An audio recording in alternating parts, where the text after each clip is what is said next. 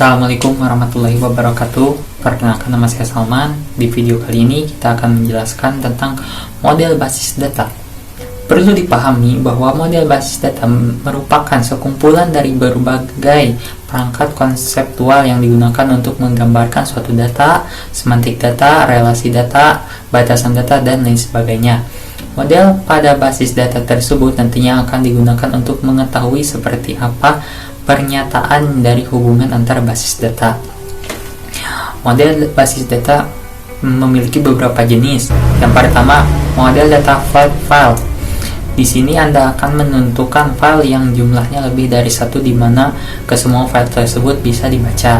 Biasanya file tersebut berbentuk teks yang nantinya akan disimpan pada suatu field, di mana fields-nya akan dilengkapi dengan panjang konstan maupun panjang yang bervariasi. Kemudian dipisahkan oleh masing-masing karakter atau delimiter. Kelemahan file data: 1. Lokasi fisik antara fields data dan juga file harus benar-benar diketahui. Yang kedua, program terlebih dahulu harus dikembangkan agar nanti bisa digunakan untuk mengatur data. Yang ketiga, sulit ketika hendak mengatur data secara lebih efisien dan juga kurang begitu akurat. Yang kedua, yaitu model data hierarki.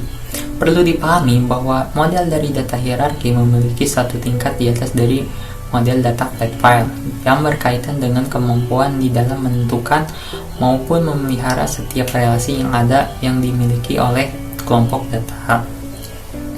Beberapa ciri-ciri yang dimiliki oleh model basis data ini antara lain sebagai berikut.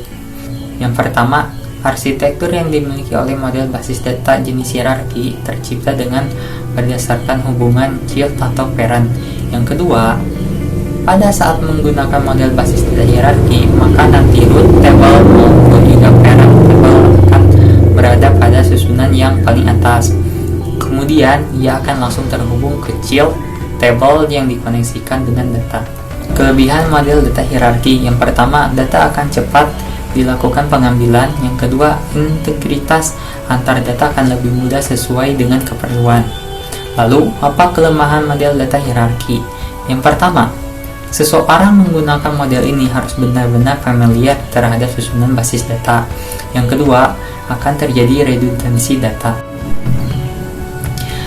Yang ketiga, data jaringan atau network data model.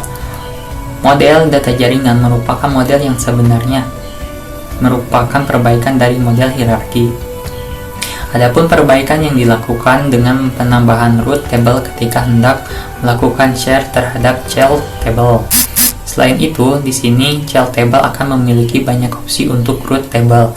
Artinya, ketika ia hendak memperoleh akses menuju child table, maka kita perlu untuk mengakses root table sebelumnya. Kelebihan menggunakan model data jaringan: yang pertama, data mudah diakses. Yang kedua, kemudahan ketika hendak memodelkan basis data yang bersifat kompleks. Yang ketiga, bisa dengan mudah ketika hendak membentuk query yang kompleks di dalam retrieve data. Lalu, apa kekurangan dari model data jaringan? Yang pertama, struktur data yang tidak mudah ketika hendak melakukan modifikasi. Yang kedua, pengguna harus benar-benar memahami seperti apa struktur datanya. Yang keempat, model data relasional. Model data yang satu ini merupakan yang paling banyak digunakan. Unit yang disimpan adalah table maupun kelompok data untuk memiliki hubungan dari suatu atau dengan yang lainnya. Tabel yang saling terhubung tersebut dihubungkan oleh sebuah kunci.